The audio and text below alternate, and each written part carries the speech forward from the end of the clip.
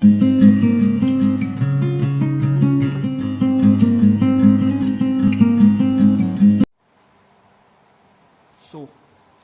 we all must have seen Fire in the Sky, a movie that was based around the movie was based on a true incident that happened in 1975.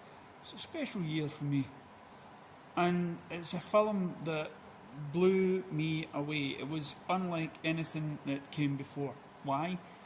Because it starts off as a murder mystery thing, even though at the start you see this big white light, it's quite like around me just now, and the lumberjacks and whatnot are coming down after a hard day's shift, and one person sees the light in the sky, so they go in and investigate, and is knocked unconscious, and the other men run in fear, and they go down the bottom of the hill, and when they go back, the guy's gone, so the guy's disappeared. So the police and the FBI get called in, believing that the men that came down actually killed the guy, and they all took lie detector tests, and they all passed. 5 days later, the guy turns up with hardly any recollection of what had actually happened. He appeared naked in a telephone booth. It's not until the end of the film where he remembers. And he remembers being abducted, he remembers waking up and seeing alien beings on top of him. He even sees the famous alien, the Greys, but apparently the appearance of a Grey, which is a triangular face with black eyes, very small, is actually a spaceship. And and there's a thing that was interviewed, Mr. Grito Matawana or something like that his name is, and he was interviewed by David Icke, and he actually mentions that the similar thing about these things being spacesuits, which, and you think about it, why would a man the other side of the planet actually say the exact same thing? Probably unaware of the movie. I guarantee he was unaware of the movie, and he talks about these sort of aliens being the start of humanity, really. And you can find this on YouTube, so you ever put in David Icke and interviews Greedo, you'll come across it. So then all of a sudden there's a documentary on Amazon, and it's actually the people involved, the real people that the film was based on.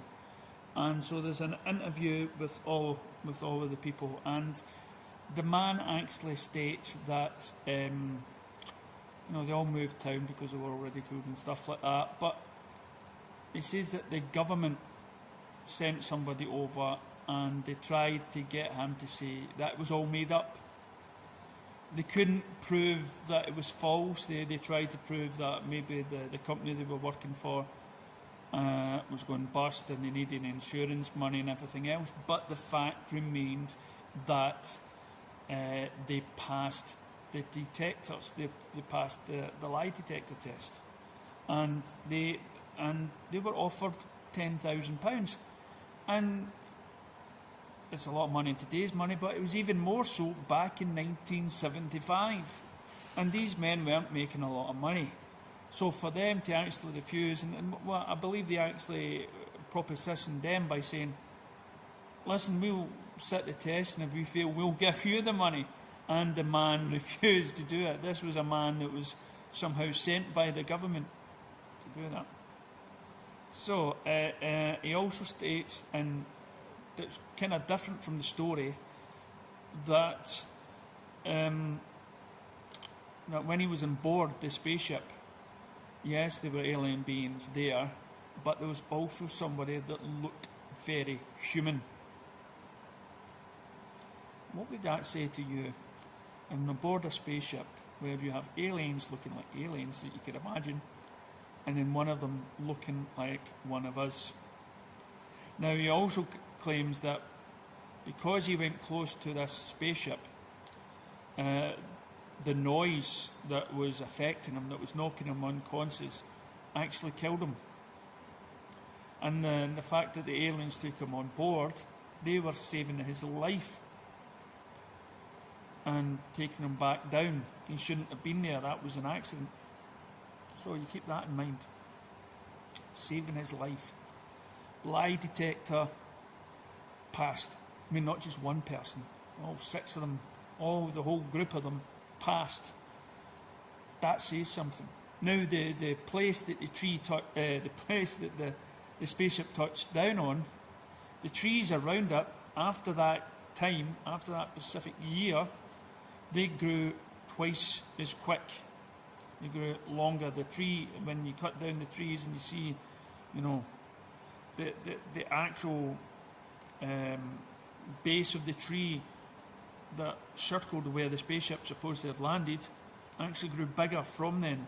And people state that the only time they've seen trees exceed the normal growth limit was in nuclear blasts like Hiroshima.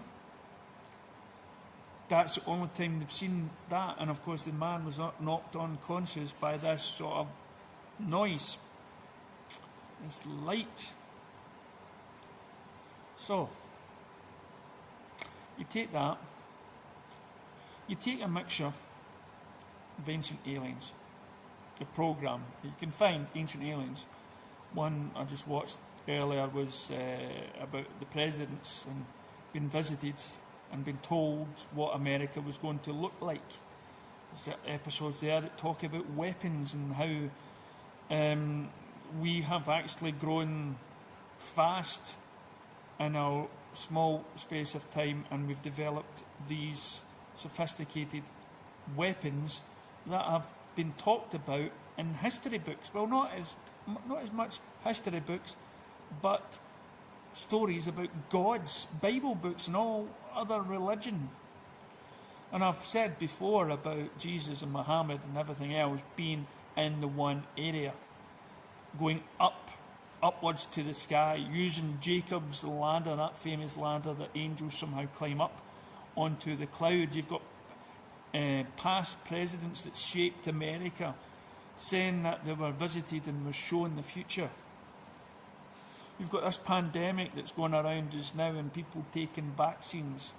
You've got figures like death that can be related to people coming out of smoke, blasting some sort of smoke behind them, and then overcoming that disease, that plague and everything else. And because it was in the cornfield, death must have been using one of those sickle things. There's so much in ancient aliens and stuff. And the more I've looked into it, the more documentaries I've watched, and the stuff that's going on just now, and all the theories, I'm not going to say conspiracy theories that's going on, I'm going to call them theories. Right? It's only conspiracy if it's against, I don't know, a president or something. I don't know. I don't like the word conspiracy, because then it's like it's something against us, which isn't. For me, it's just an idea of what's actually going on there. And as I said in my last video, you've got Muslims walking around a rock, which is actually a meteorite. And when you start questioning things, when you start looking at the past and how structures cannot be explained, how ancient civilizations built these, and how ancient civilizations claim to have seen things, and we've just put down as fantasy stories, will not be swords like Excalibur and everything else, but hold mystic powers. That Joan of Arc's sword had mystic powers, samurai swords had weapons and mass destruction and everything else. And when you put everything together, right, and all the theories and all the people that believe that, some people believe that that the reason why we are what we are is because of aliens. And the people that we worship the people that we think are gods and Jesus and prophets and everything else could have well just been an alien. It's not blasphemous. Well, I'm not saying it didn't exist. We're just saying he may not be the Son of God, and the God that we somehow may be looking at may be an alien. That's what these shows are saying. But just think for a minute. Think for a minute that the dinosaurs, right? The dinosaurs existed. We found the bones. But for the life of us, we can't determine how they were extinct. Okay. Was it a meteorite from space? Was it just the Ice Age? Was it dinosaurs farting gas? Or was it something else? How did we evolve from apes, from monkeys? We've got to remember this was just a theory from a guy called Darwin, who claimed that we came from apes because we share some similarities to them. Then again, if we did come from apes, why are there still apes on the planet? Would have not evolved into us? We're constantly looking for the missing link, the skull that connects us. We've got a troglodyte skull, which is different from the skull that we have today. We've got ancient photos of some sort of mutants walking around with heads of lions and bodies of crocodiles in our ancient scriptures and texts, and from all over the world and different tribes, and from Egyptians to whatnot. And then you start to think, about these people that claimed to have seen, books coming down from the mountain, with the 12 commandments. Why a mountain? Why not just on the ground unless he was coming down from a back place? But let's say, for instance, maybe before this virus and all these vaccines and whatnot, maybe all the technology in the world, could it all be that they're prepping us? Could the fact that the dinosaurs could have been wiped out by aliens in order to give us... look at the film from the Alien franchise, when it was hinted in the Alien franchise that a humanoid sort of creature landed on Earth and experimented with DNA, and we came out, and then he got so sick of us that he wanted to destroy us. We look at Quatermass in the pit and how these demon-looking like aliens actually enslaved mankind, and that's how we have these ideas of demons. The idea is not new. It's been around for some time.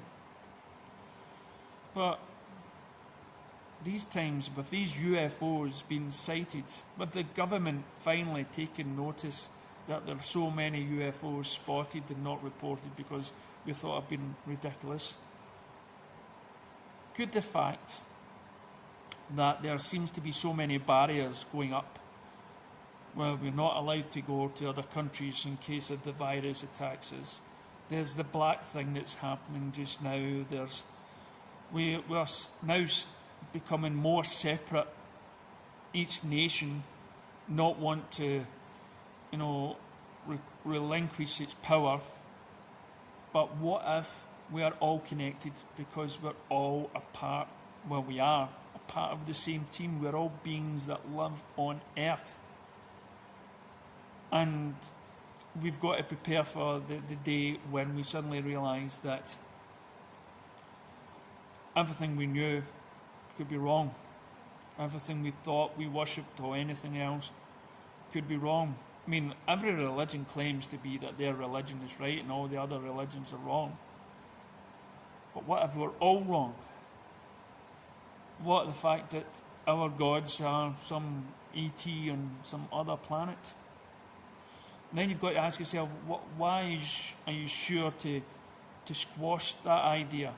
Because having religion quietens you, makes sense of the world to you. But honestly, if you go and look at your archives and question it, the only reason why you're religious is because either your mother or your parents brought you up that way, or the fact that somehow it makes more sense than that a God is watching our everything and is judging us, and that we're the only sole beings on a planet. And that is surrounded by thousands and billions and millions of other planets, and we're the only ones living on it. I mean, all these UFO sightings, all these unexplained mysteries all around the world can be redeemed as they're just prepping us, making us ready to face the truth, what is actually out there.